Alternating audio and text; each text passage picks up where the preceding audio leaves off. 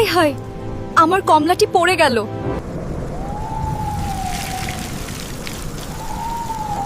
বৃষ্টির কারণে কমলার চারা বেরিয়ে আসে, কিন্তু প্রচণ্ড গরমের কারণে শুকিয়ে যেতে থাকে।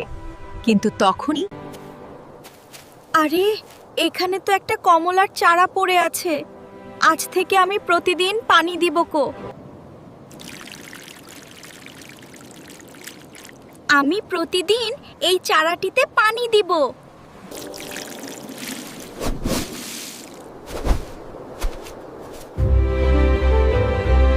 এই তো আমার গাছে কমলা ধরেছে। এখন থেকে আমি রোজ কমলা খাবো। আমার এলাকায় গাছ এখনই কেটে ফেলবো। বন্ধুরা, তোমরা তো দেখেছো কে কমলার গাছটি কেটেছে। তার নামটি কমেন্টে লিখে দাও।